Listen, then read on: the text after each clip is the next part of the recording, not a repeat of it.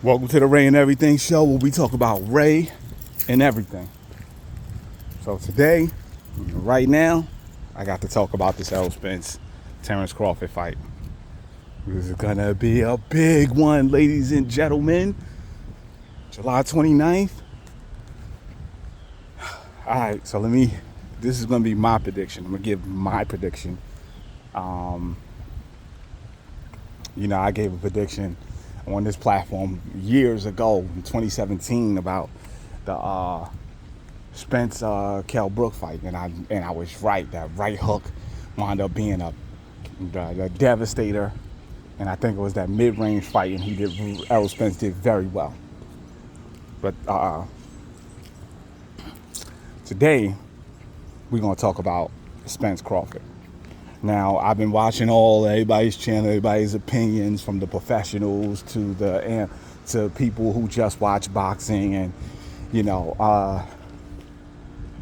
some I agree with, some I disagree with, regular stuff. However, years ago, I would not have said this was a 50-50 fight,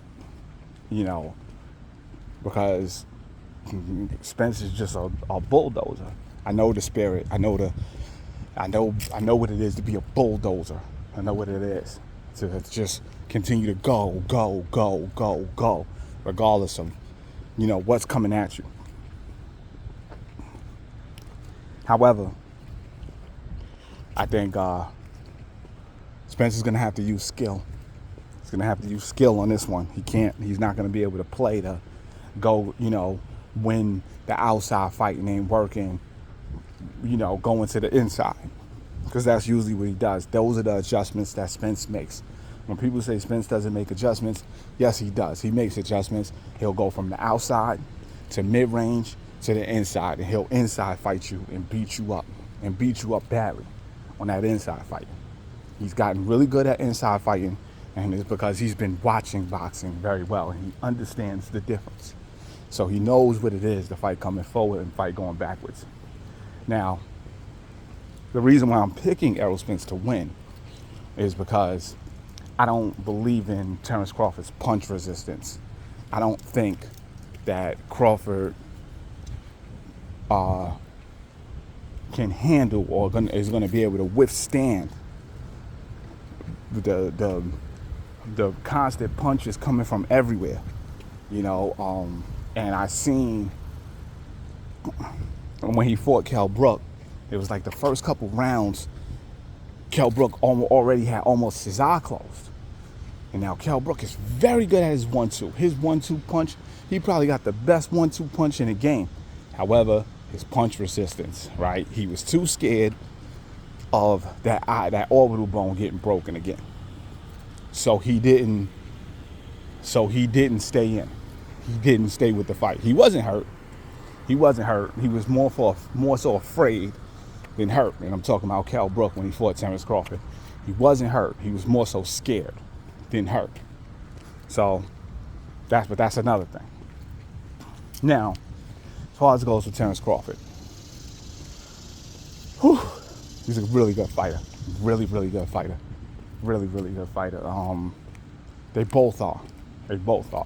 I think people are sleeping on how good a counterpuncher Errol Spence is, but I also think people are sleeping on how much knowledge Terrence Crawford picked up from watching Errol Spence fight. Don't think that Terrence Crawford didn't pick up a lot of knowledge from watching Errol Spence fight. He did. He picked up an absolute whole ton of knowledge from watching that man fight. The David Avenesian fight was the test. Terrence Crawford was testing his inside fighting skills, right? So he hit him with a right hook left, the straight left, to knock him out, to stop him.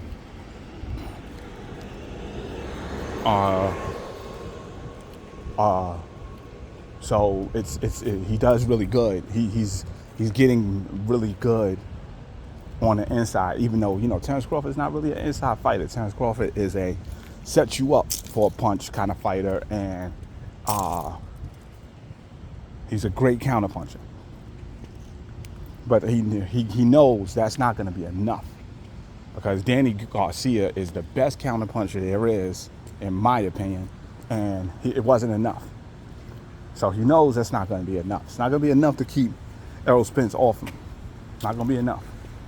He's going to have to, if he wants to win this fight, he's going to have to do more. But I believe the shots to the body, the constant shots to the body, the constant, when Errol's gotten really good at inside fighting, so he smothers punches very well. So when you're trying to punch or do a counter punch, he's smothering it. Watch the Ugas fight. You'll see how much he smothered Ugas, where Ugas couldn't get some good counters off. Ugas had to remember to move his legs to start getting good counters off. But if Errol Spence is lazy and not getting that hand up, that particularly that left hand, or they're not getting them hands up, he's gonna have a long night. But I do think this fight ends. With Crawford stopping on the stool. He's not gonna want to.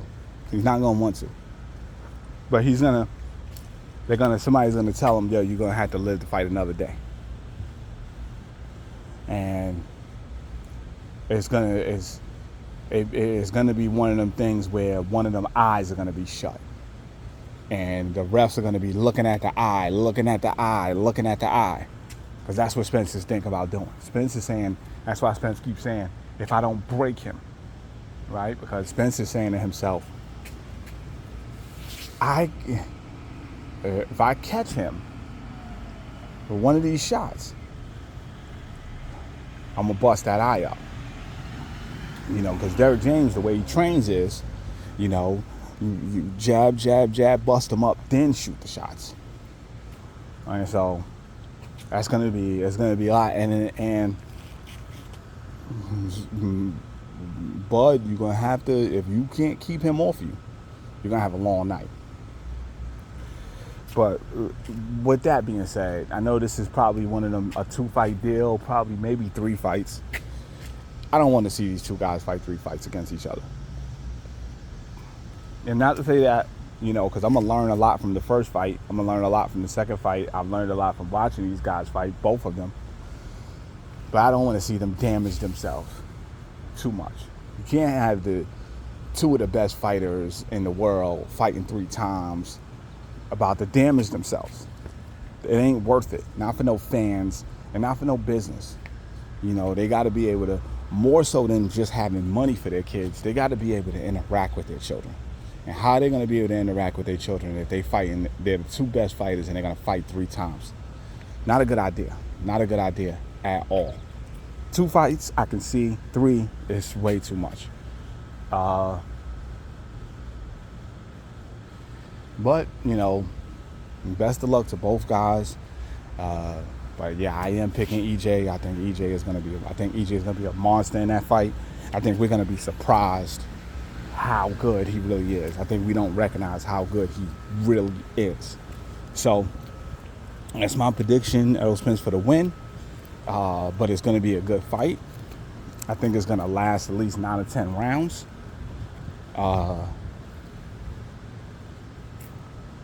And I think both guys should leave here, if they can. I pray that they both leave, in good health still, and decent health, the best health that they can get at the fight, the best health you can get.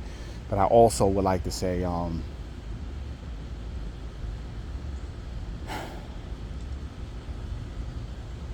neither one of these guys at this point need to hold their head down about anything.